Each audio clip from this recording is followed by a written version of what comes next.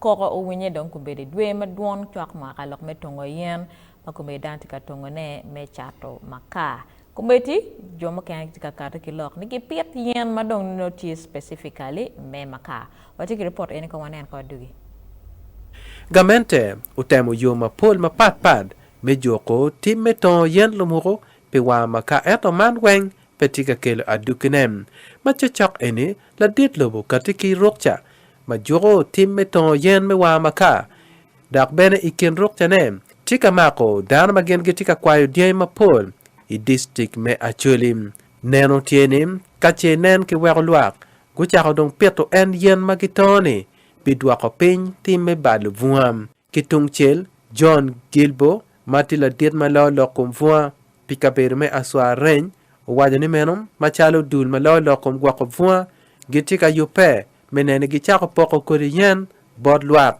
We are planning to increase on production of seedlings within the regional nurseries. We have a regional nursery here in Gulu. We have two in Agolagu, that is Chitugum and Lamo. We have two in Lango, Apache we have one, and then Lida we have one. So we want to increase on the production of seedlings to ensure that people, we sensitize people, come pick seedlings for free under National Community Tree Planting Program. People will pick these seedlings for free and plant them. And this time, Dun man go wajani given energy coupe kachel kilwa my tederum. even if there is no presidential ban, but it is part of our routine work that we do. One, we are continuing to sensitize the community about deforestation. Following that, we have to engage different stakeholders. One thing I would like to put across is that there is one section that has been silent in the National Forest and Tree Planting Act. That is a section concerning community forest committees. These forest committees are supposed to be down on ground. Patrick Achel Kene, NT1 Com LC3, Ipokony Sub-County, Igulu District, Dr. Arachel, ma chako tame ber ka Pito Yen, madano gito, me wango makani. Lok me Pito Yen ma en malong kie chon, majalo duko giwe, upok gi, yen mukene macalo dong, Acoli wa kede generally, wano luwana yen Acoli dong. Calo maka wang luak me Pokony Sub-County, ataone anajolo loke ini mateo, terwale Sub-County mamega. Pene kara weng, wan macalo lutera mi local government, walo kidano pe lok me tongo yen.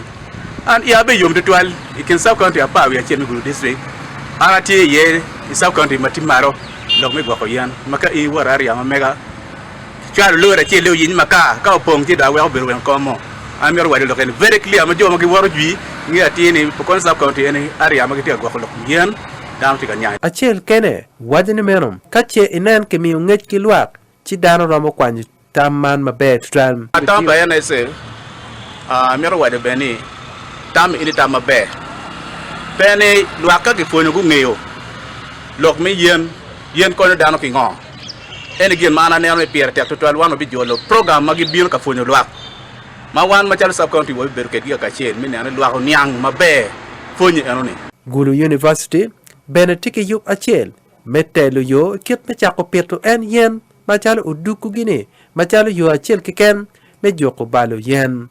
Professor George Openjoro Lada, Vice Chancellor Megulu University, wajani machalo University, gibi chako en Pito Yen, mau chalo duku gine, me maka, wek luak gunen kikenyom. Wow duku gi, kaya piro me gwa, join speed, dito mga tiki nongorieko, mani, umyero, meka wang tongo maka, umyero Pito Yen waga pira. Wa budon yor ta dum wato wa wanki maka ento pe wato mar ba ka gwa kana ti ma malaj en wa furu duku wa furu po gali ya nga gi wa do itere ya pe ku beta pim ku biya no ki lu mukene tikitu ku don woni la ku wato ko ni mo rabbi no do ma maka En chik kiganne, kache inan University Ucharo, dano gunero tika wat mabe, chi dano mapol be kwanyo yo Acheli. ka tike eka pier de no na po nya tiki aka pier bi aka pa ma chie na timu ave na rio na timu kama oi aka na pa ma bit ma giricha ma cher ke pier bi no le ne biro don na tiyo ni chana pier ko kene kun daga bina ta ko tu kama o ku ya no li chana ku don ni nda fura pier ki ben mi ka gwenye ke kuma kino wati ka fu maka no riako nyen ma wana ti ta ene community transformation da ko kita dano tamu be dong maka in the world ki karche dong pe kami o cherni chani no cherni no don da dugi chako no ku je pier kami toni ini kami o ku je no ni chani be dong don ne da pier kan kami tiyo ki tun kuja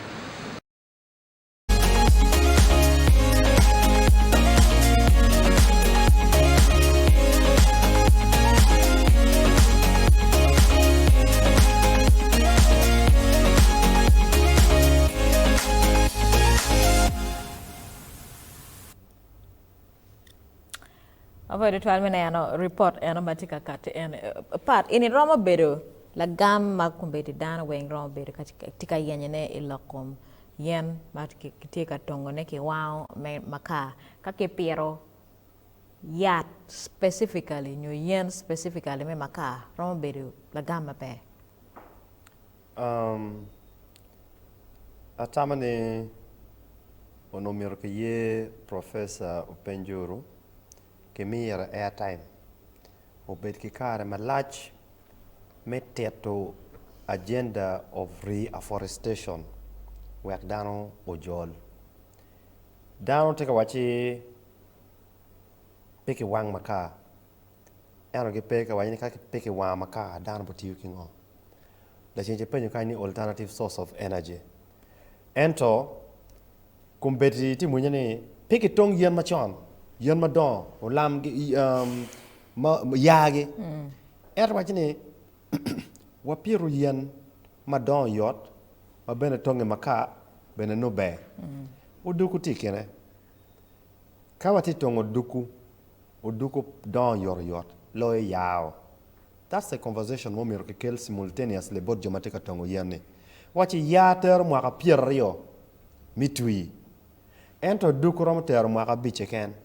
Donc quand il est ton académique moi mais tika watch kire muni professeur waji ko ni kire me ton for the me makane terre mon tika lat tika dugu chen ene petit chalo kala touch ne petit chalo yan mukene ni mai ton ci don pe la yorde donc riero ene ka tika kelone this is now alternative measures me combating climate change and mitigating the effect kumbeti anero jomo kan tika petto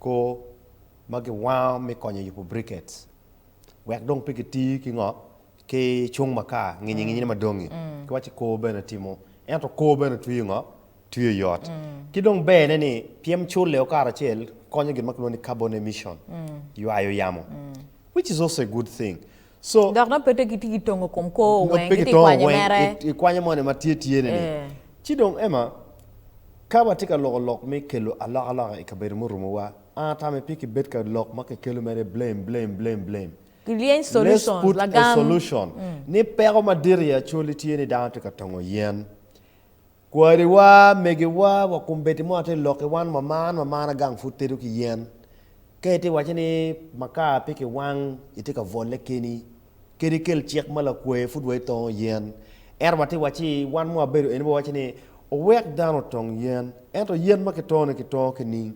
indiscriminate cutting of trees make biro make to tek donge ma chili yen ki to wengi mer ki wachi dan ne rach kai to yen no weng pi ma mol kot ma mol ti ki ma keloni soil erosion lo ko wich kwe monio daro mer ki fonja we go ye keep me on para tam in a special way ki ramo work demarcating kabir kama ke wachi kanya ye kiti peto yen me maka ber kitim wa zero grazing e wachi ni e kania chel eni gana plot wa kan to kan wa piero yen for 1 year the next year da repair any the next year da repair like 4 different plots wa kitim in such a way ni ke ti tongo matun kan makanya tika lat kama ge ba kan de ti tongone igino da ko chakolar kuman wakene ne ini mere ubirka yen me makaa ke kan Anyway, well, Anamero, Dulmiti Nana any National Forest Authority. Giti lokum forest, erogi pogo yana di bolo kinga. PM kane kitika kwenye lukingang kinogin maklone seedling Emma. Chalo duku kumiri mwati logayeni. Dana me chako calculating ket kong ne tiki ngome eka beach. Ento eka chie long yanti mwaga dek. Eka rio yanti mwaga moni. Kiti waji kwenye. Ka doga yana me mwaga beachi. Kere ma ton atiego yen moni mukene no tika don. Ka ton yen eni mwaga dek Emma. Mwaga dek no yen mukene mai ko chako tongne ni. No da ko lato. Ento generaja yeni walogo wawachini wamiero kelu yen, wamiero peto yen, ento yen mo atika peto ni. Keno kena wapero yen ma pe konyi oyot. Dong pero beru kenyo ni yen mukene ti ma don pe mwaka maboyo no tiche benetek. Nen chalo species pa yen bene mi ronki chak rot na rora. Me ma wamiero ma don yot. Me ma Acoli don ma be. Atam in is a conversation that needs to be had instead of instead of police makol tracks door down digi tergi police luen kan luen here chulo wang police chulo wang jati timo biacara yer kingongo gini yen ko nung lagam de yen lagam your solution your conversation menena you ango makirama down chak nyang mot pian gin enima juwa wajane wati gango tongo yen and what is the alternative option method. PM, that is where the question is. Yeah.